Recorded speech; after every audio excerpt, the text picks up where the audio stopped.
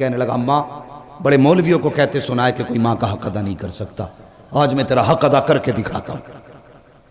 अम्मा कहने लगी बेटे मौलवी ने सच कहा है, माँ का हक अदा नहीं होगा। सुन रहे ना जवान बुजुर्ग सारे सारे सुन रहे ना। कहने लगे माँ ने कहा बेटे नहीं माँ का हक अदा नहीं होगा। उसने कहा कैसे नहीं होगा, हट्टा कट्टा हूं जवान हूं, तू औरत होके एहसान कर सकती है, मैं मर्द होके हक अदा नहीं कर सकता। माँ ने कहा ठीक है फिर हक अदा करेगा। कहा हाँ। माँ ने कहा मेरे करवट में बिस्तर बिछा ले। माँ ने करवट में बिस्तर बिछा दिया चारपाई पे। बेटे की आंख लगी ना, अम्मा ने उठा, हे बेटे। जी अम्मा। उठ, क्या बात है? कहा मेरा हक अदा नहीं करना। करना तो है। कहा जल्दी पानी लेके आ। सर्दी की रात थी, भागा भागा गया पानी लेके आया।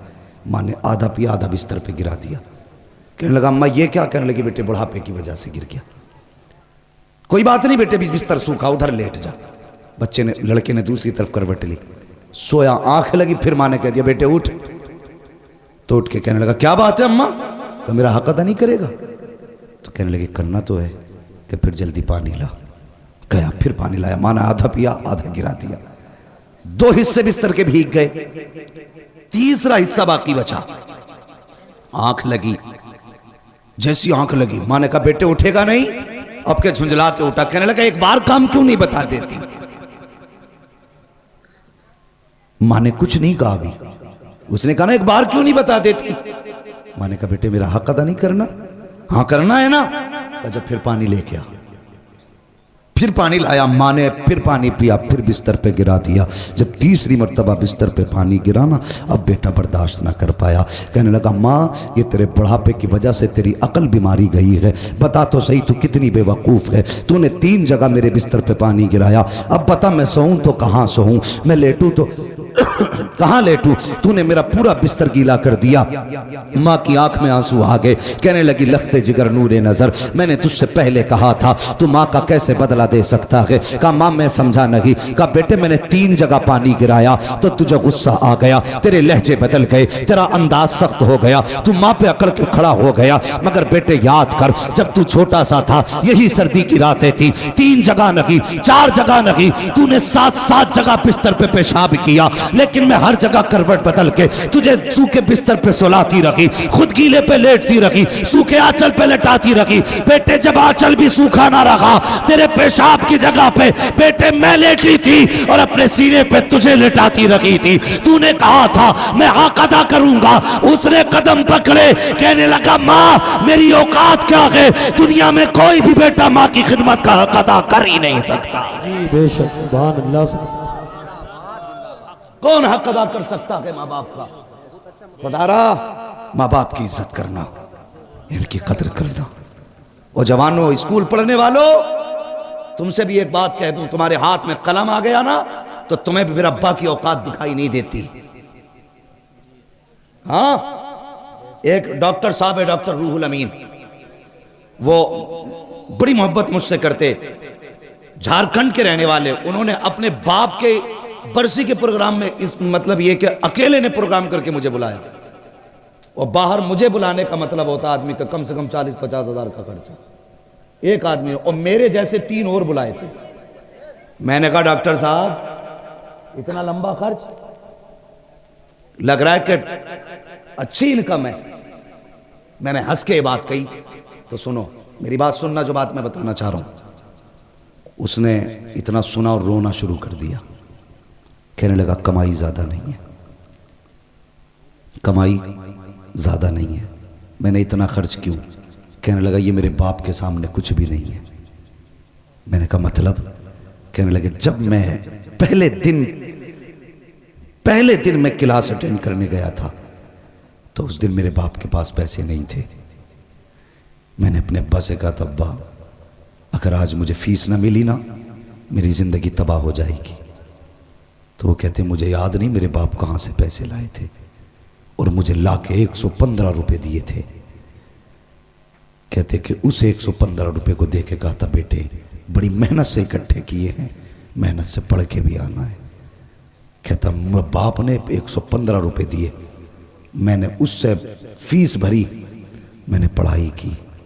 कहता बात ये नहीं मेरे पास पैसा कितना, बात यह कि जब मेरे बाप के पास कुछ ना था और मैंने मांगा था, तो मैं नहीं जानता मेरे बाप ने कहाँ से लाके दिया था।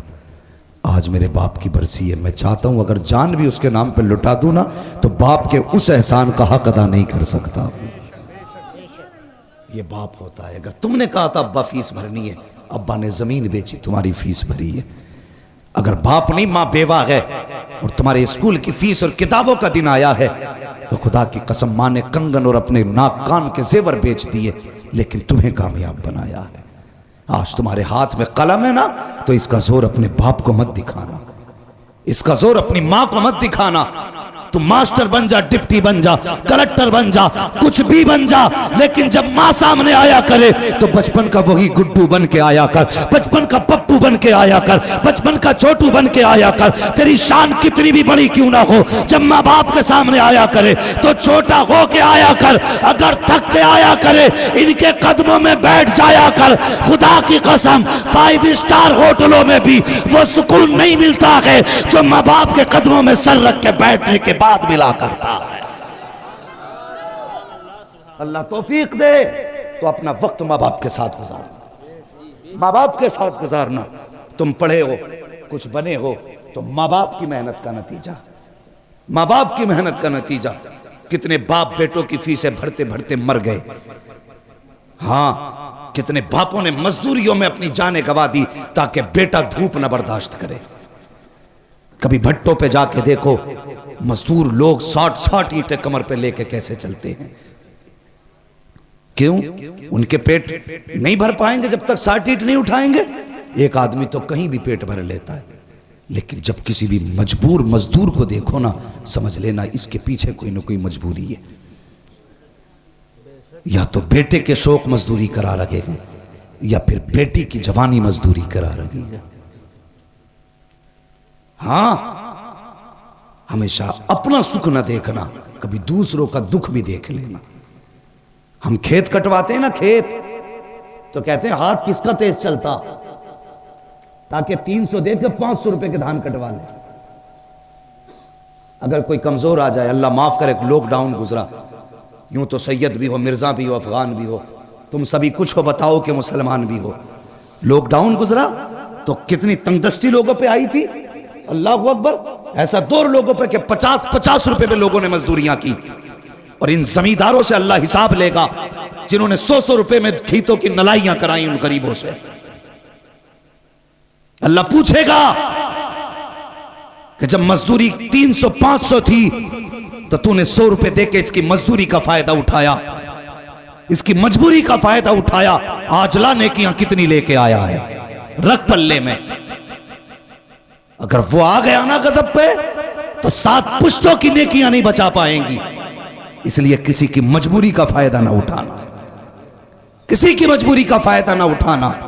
कभी किसी से 100 रुपए लेके 200 का काम ना देना। ओ यार, खुदा की कसम, हर बंदा चाहता है मजदूर ताकतवर मिले, ज्यादा काम वाला मिले। वो कभी सफेद बालों वाला आके सामने खड़ा हो जाए, तुझसे कहे मुझसे धान कटा ले, तो उसकी कमजोरी ना देख। ये ना देख के बूढ़ा के क्या करेगा, इससे तो चला नहीं जाता, खेत में कौन सा काम करेगा। समझ ले मजबूरी लेके आई है, बस ये समझ, ये भी उस नबी का कलमा पढ़ता है जिसका मैंने कलमा पढ़ा है। भले धान कम काटेगा, मजदूरी के सहारे ये पैसे लेके जाएगा, इसके बच्चों का गुजारा होगा। मैं नहीं जानता ये काम कितना करेगा, पैसे ज्यादा जाएंगे कि कम, लेकिन इतना जानता हूं अगर किसी कमजोर का आज तू सहारा बनेगा, कयामत में मदीने वाला मुस्तफा तेरा सहारा बन जाएगा। अल्लाह सुभान अल्लाह, जिंदाबाद जिंदाबाद या रसूल अल्लाह, जिंदाबाद जिंदाबाद जिंदाबाद जिंदाबाद, सुभान अल्लाह सुभान अल्लाह। किसी की मजबूरी का फायदा नहीं उठाना, और बाप को कभी बांट के मत पालना, कभी बांट के मत पालना बाप को। नसीब वाला के जिसके हिस्से में माँ बाप आते हैं। हाँ, अगर अभी कह दूं मैं इतने बड़े मजमे में हाथ उठा दो जो माँ बाप से प्यार करते हैं, तो हर बंदा हाथ उठा देगा। हाथ ना उठाना बेटे, मैं झूठे हाथ नहीं उठवाना चाहता। मैं सब जानता हूं कितने सच्चे हाथ उठते हैं, कितने झूठे उठते हैं। सब हाथ उठा देंगे, मगर मुझे बताओ, यहां हाथ उठा के मौलवी को राजी करना आसान है, मिंबर वालों को खुश करना आसान है, मजमे में अपनी शान दिखाना आसान है, तुम्हें क्या लगता है माँ से नाराज हो, माँ तुमसे नाराज हो, जलसे में तुम हाथ उठा रहे हो, इसकी खबर हुजूर को नहीं होगी? तेरा मेरा अकीदा अगर ये है हुजूर तेरे मेरे दुरूद को सुनते हैं, तो जब तेरा झगड़ा माँ से होता हुजूर उस झगड़े को भी सुनते हैं। खुदारा माँ बाप की इज्जत करना, इनकी कदर करना। बंदा कुछ भी बना है ना तो माँ बाप की मेहनत और दुआओं से बना करता है।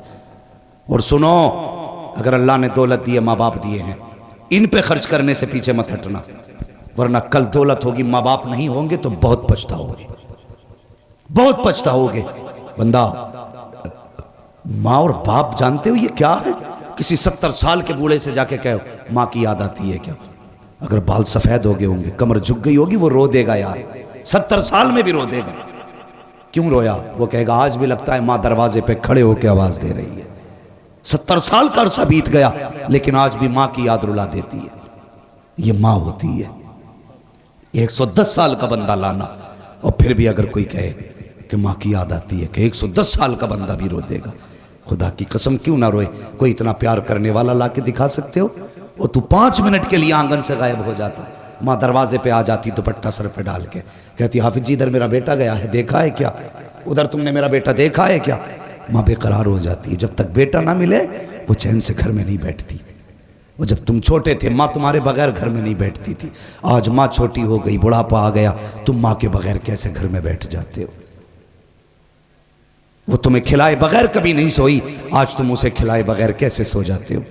मत खिला जालिम, कम से कम लुकमा खाने से पहले पूछ मेरी माँ ने खाया है कि नहीं खाया है। मेरे आगे गर्म रोटी रखी है, पता मेरे बाप को रोटी कैसी दी गई? सिर्फ इतना पूछ ले यार, सिर्फ पूछ ले।